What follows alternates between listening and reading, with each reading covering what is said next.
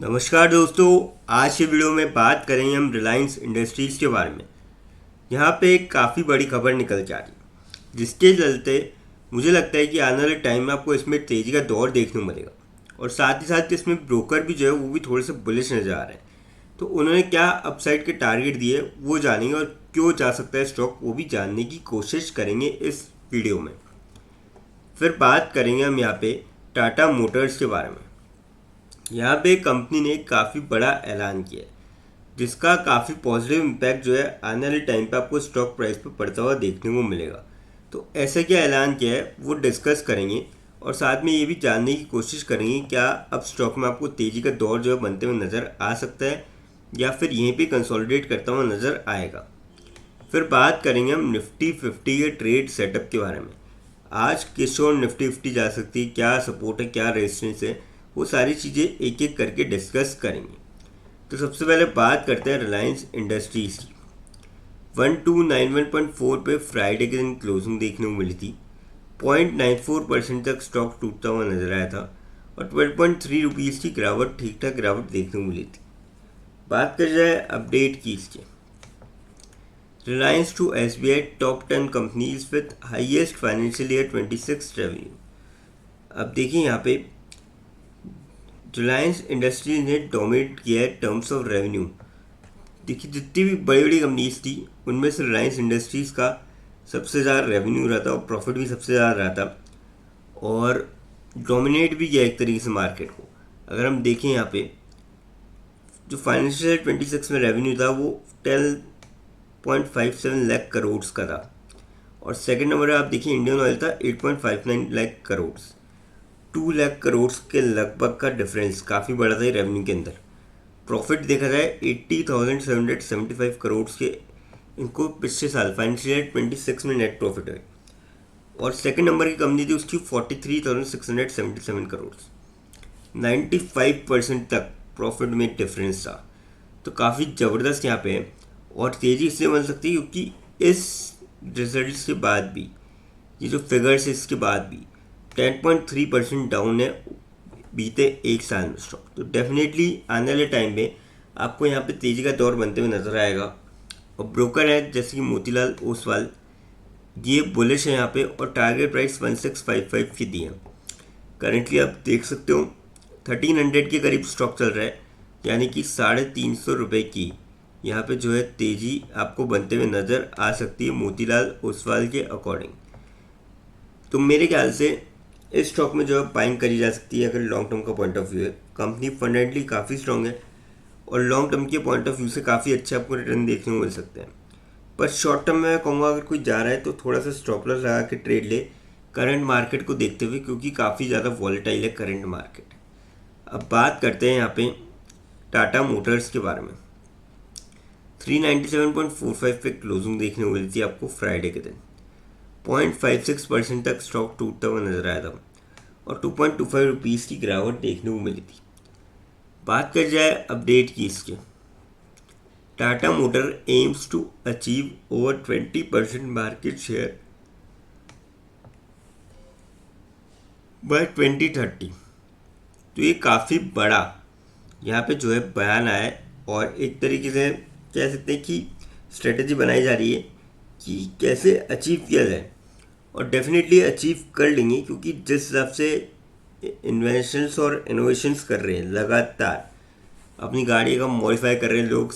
EV भी लगभग सारी गाड़ियाँ उन्होंने ईवी में उतार दी अपनी। तो उस हिसाब से डेफिनेटली इनकी सेल्स बढ़ेगी और इनका फोकस भी जो है ईवी पे है और जिस हिसाब से पेट्रोल के प्राइसेस इंक्रीज़ हो रहे हैं तो आने वाले टाइम में मैक्सिमम लोग जो है ईवी की तरफ शिफ्ट करेंगे। तो वो भी एक काफ़ी बढ़िया फैक्टर है और मेरे ख्याल से इस स्टॉक को अब ले लेना चाहिए।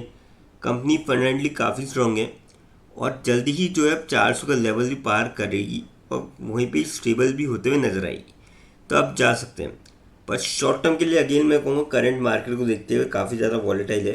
थोड़ा सा अगर आप स्टॉक शॉर्ट टर्म के लिए अवॉइड करें तो ज़्यादा बेटर रहेगा। अगर किसी को लेना ही है तो स्टॉप लॉस लगा के वो ट्रेड ले सकता है। अब बात करते हैं यहाँ पे निफ्टी 50 के ट्रेड सेटअप के बारे में। तो यहाँ पे क्या क्या हो सकता है ओपनिंग बेल पे वो देखते हैं आज के दिन क्या क्या हो सकता है। 23,100 23,000 का जोन ये क्रूशियल सपोर्ट एरिया है निफ्टी 50 के लिए, और fall and sustain trading under this zone. अगर इस जोन से नीचे आता है तो ओपन कर सकता है जोन डिक्लाइन टूवर्ड्स 22,700 और अपसाइड 23,500 इमीडिएट हडल की तरह ऐड कर सकती है, followed by 23,700 as the next crucial resistance level experts के अकॉर्डिंग। अगर हम इसकी डिटेल में देखें तो निफ्टी 50 ने फ्राइडे के दिन range bound with a moderate loss of 0.2%, closing दिखाई थी नीचे थोड़ी थी on June 5 after digesting the RBI monetary policy announcement. अब देखिए मॉनेटरी पॉलिसी अनाउंसमेंट हुआ था RBI का, उसके बाद भी आपको 0.2% की यहाँ पे गिरावट देखने को मिली। While the price action appeared subdued on the surface with the index sustaining below all key moving averages and forming a lower high lower low pattern, the underlying technical setup presents a somewhat mixed picture। और कहीं ना कहीं मुझे लगता है कि आपको आज भी जो है मार्केट में बेयर हैवी रहते हुए नज़र आएंगे। अगर हम इसकी क्लोजिंग देखें निफ्टी 50 की 23,367 पे आपको लास्ट क्लोजिंग देखने को मिलती फ्राइडे के दिन। रेजिस्टेंस की बात करी जाए 23,478 का पहला रेजिस्टेंस है, 23,533 का दूसरा है और 23,622 का यहाँ पे तीसरा रेजिस्टेंस। सपोर्ट की बात करी जाए यहाँ पे 23,299 का पहला सपोर्ट है, 23,244 का दूसरा है और 23,155 का यहाँ पे तीसरा सपोर्ट है। स्पेशल फॉर्मेशन क्या बन रही है, अब देखिए निफ्टी 50 ने फॉर्म किया bearish candle with minor upper and lower shadows daily charts पे, जो कि इंडिकेट कर रहा है प्रेशर अमिड वॉलेटिलिटी, और जो इंडेक्स है ये रिमेन रहेगा बिलो ऑल की moving averages with both short और medium term moving averages trending downwards. और ये फेल भी होगा अगर डिफेंड करने के लिए 23,400 लेवल्स को फ्राइडे पे फेल भी हो चुका था, तो ये काफ़ी मतलब थोड़ी सी नेगेटिव चीज़ है। RSI जो है वो भी नीचे गिरा है 40.64 पे आया है, तो ये सारा देखिए फैक्टर जो है इंडिकेट कर रहे हैं negative ways in the near term. तो कुल मिला के बेयर जो है आपको हैवी रहते हुए नज़र आ सकता है। बैंक निफ्टी की बात करी जाए 54,496 पे फ्राइडे के दिन क्लोजिंग दिखाई थी। रेजिस्टेंस की बात करी जाए 54,778 का पहला रेजिस्टेंस है, 54,949 का दूसरा है और 55,226 का यहाँ पे तीसरा रेजिस्टेंस। सपोर्ट की बात करी जाए 54,224 का पहला सपोर्ट है, 54,053 का दूसरा है और 53,776 का यहाँ पे तीसरा सपोर्ट है। अब बात कर जाए कुछ लॉन्ग बिल्डअप स्टॉक्स की जो कि आने वाले टाइम में आपको ठीक टाइम पे रिटर्न दे सकते हैं। कैम्प्स है, विशाल मेगा मार्ट है, LTF है, पॉलिसी बाजार है, इटर्नल है, कोफोर्स है, NBCC है, सोनाकॉम्स है, बैंक ऑफ इंडिया है, टोरेंट फार्म है।